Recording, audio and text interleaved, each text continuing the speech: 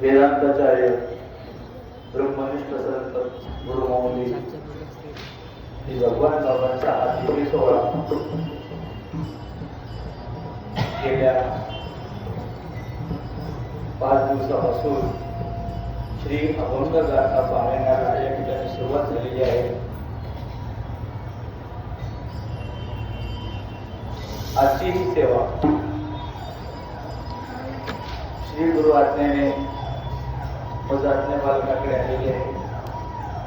सेवेकरता जो निवडलेला अभंग आहे हा भक्तिप्रधान असा अभंग आहे. पूजनीय गुरुवर श्री भगवान बाबा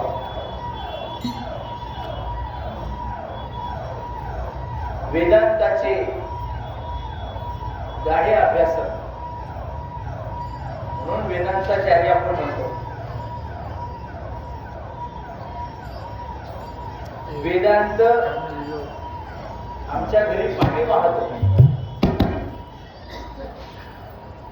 काय बाबा म्हणतात, वेदांत जिथे जगद्ध्वंसात जग सत्य आहे का मिथ्या आहे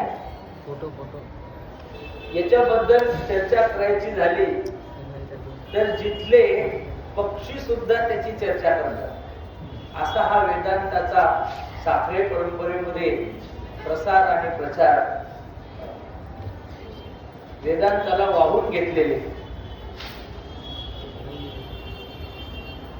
अर्थात ज्ञान प्रधान. मग एवढे हे ज्ञानाचे गाढे अभ्यासक असलेले परंतु ज्ञानोत्तर भक्तीचा महाराजांनी अंगीकार केला हे अभंगातून सिद्ध होते. विडोबा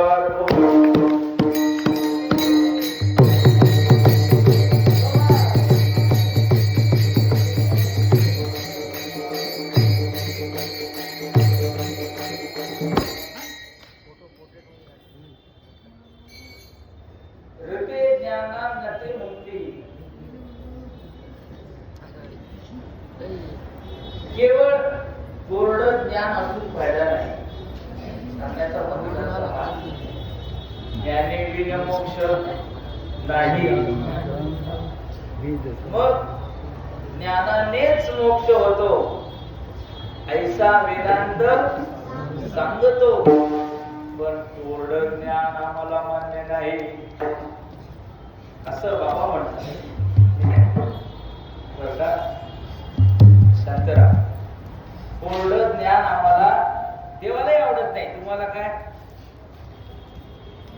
भक्ती प्रेमा वेद ज्ञान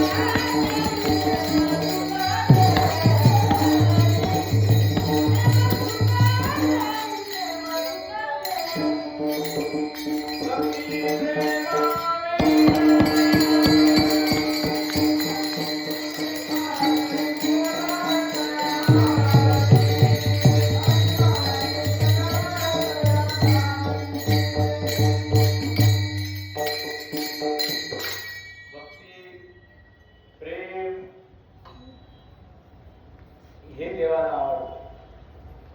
देव म्हणे मज ठावे ब्रह्मज्ञान. देव काय म्हणतो? ब्रह्मज्ञान मला माहित आहे.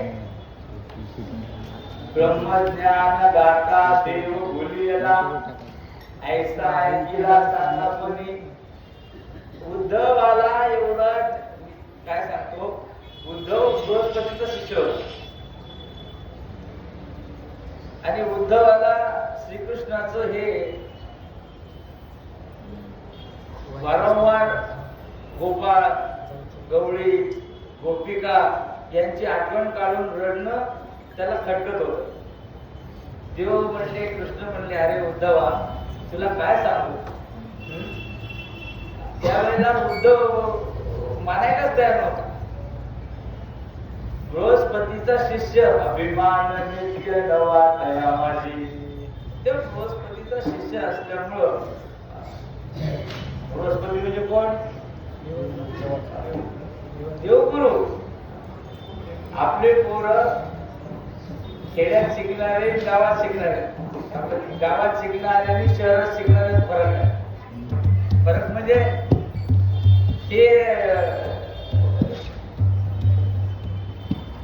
इंग्रजी शाळेत शिकतात, आपले मराठी शाळेत शिकतात. आपल्या पोरांना जाण्याकरता गाडी नसते आणि त्या पोरांना शहरात शिकण्यासाठी गाडी असते. गाडी असून असते तेवढ्यावर होती का? मग स्वतंत्र त्याचा पोशाख असतो, सर्टिफिकेट असते, पाठीवर त्याचं दप्तर, त्याची टिफिनची सगळं. मग त्याचा चालण्याचा तोरा ते काही वेगळंच असतं. लहान मुलापासून मोठेपर्यंत. कुठे शिकला? मुंबईला शिकलो, पुण्याला शिकलो. हे म्हणजे अभिमान आहे. मला काय सांगायचं, शिक्षण तेच आहे, पण पुण्याचं आणि मेहकरचं फरक आहे. पुण्यावाल्याला अभिमान असतो, डिग्री कुठली आहे. तसा याची डिग्री कुठली होती? स्वर्गातली होती. स्वर्गातून शिकून आलेला होता बृहस्पतीचा शिष्य. मग तो स्वतःला मोठा समजत होता. त्यामुळे भगवंतांनी त्याला गोपिकांकडे पाठवलं आणि तिथे गेल्यावर त्याची चांगली, बाबा म्हणतात बरं, त्याची जिरली बुद्धीची भोवंड. उगा होता दृष्टिगंड, त्याची बुद्धीची भोवंड जिरली. तो स्वतःला फार मोठं ज्ञानी समजत होता आणि त्या ज्ञानाचा आचार्य होता. मला हे सांगायचं की ज्ञानाचे आचार्य असणारे फार फार पंडित पंचानन स्वामी मधुसूदन सरस्वती यांचं तर एवढं ख्याती आहे. मधुसूदन सरस्वत्याम पारम व्यक्ती सरस्वती, सरस्वती पारम व्यक्ती मधुसूदन सरस्वती.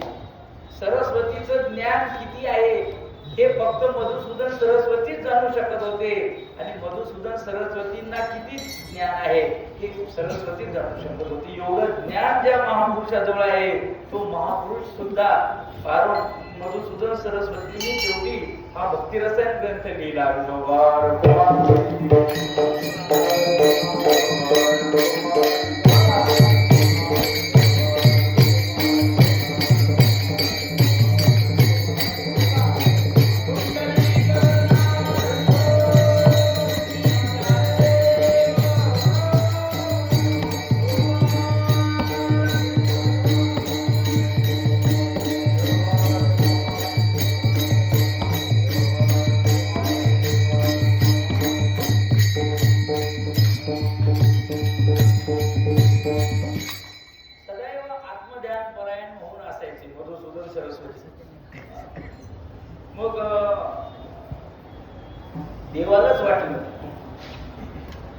देवाला वाटलं की याच्या मनामध्ये हा भक्तीचा उदय व्हायला पाहिजे. केवळ ज्ञान असलं 6 शास्त्र 18 पुराण ज्यांनी लिहिले त्या व्यासाच्याही चित्ताला समाधान नव्हतं. मग व्यासांच्या चित्तात रूप होती. मग व्यासांना त्यांच्या मनाला समाधान नसल्यामुळं मग चित्ताच्या समाधानासाठी व्यासांनी श्रीमद भागवत कथा लिहिली. म्हणजे भक्तीचाच प्रचार केला. मला हे सांगायचं, भक्ती शिवाय मनाला शांतता नाही. म्हणून व्यासांनी मधुसूदन सरस्वतींनी काय केलं तर मधुसूदन सरस्वतींनी भक्ती रसायन ग्रंथ लिहिला. त्याच्या अगोदरची कथा सांगतो.